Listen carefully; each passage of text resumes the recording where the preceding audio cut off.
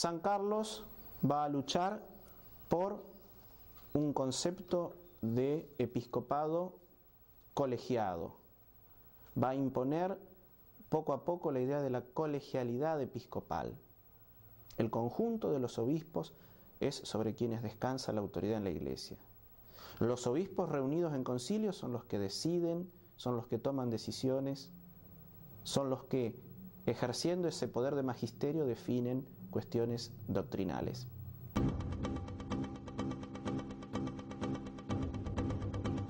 El siguiente punto de la reforma de San Carlos de Brasil es el del celibato optativo del clero.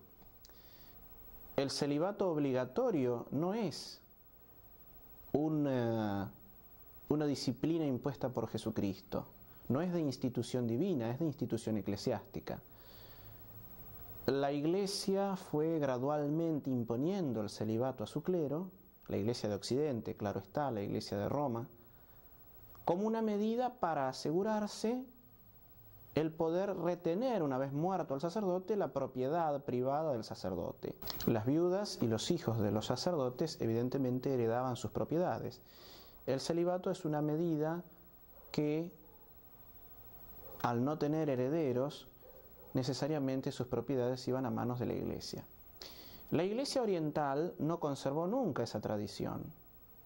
Dentro de la Iglesia de Oriente también existen sacerdotes casados. Los apóstoles eran casados. El episodio de la curación de la suegra de Pedro, si Pedro tenía suegra, luego tenía mujer. Y la Iglesia de Roma conserva en su calendario a Santa Petronila, hija de Pedro.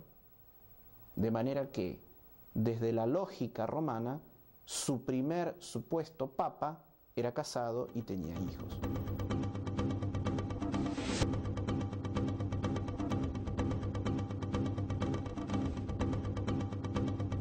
La historia de la Iglesia nos va a dar cuenta de numerosos santos, obispos, que eran hijos de otros obispos, o que tenían hijos, o que tenían esposas.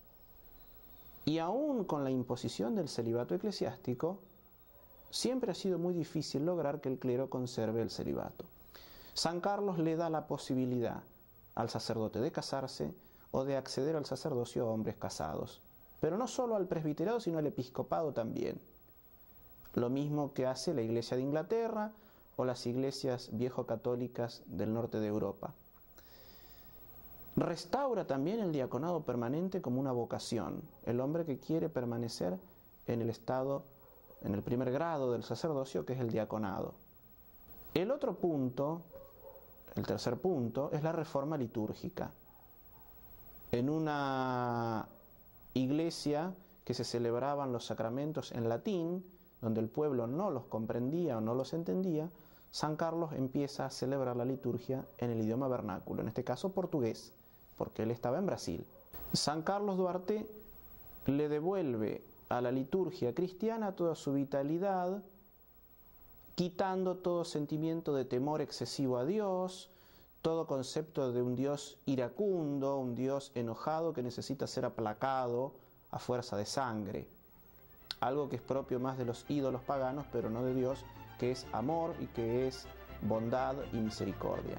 Parte de la reforma litúrgica de San Carlos de Brasil luego será tomada por la Iglesia romana 20 años después y aplicada en su liturgia.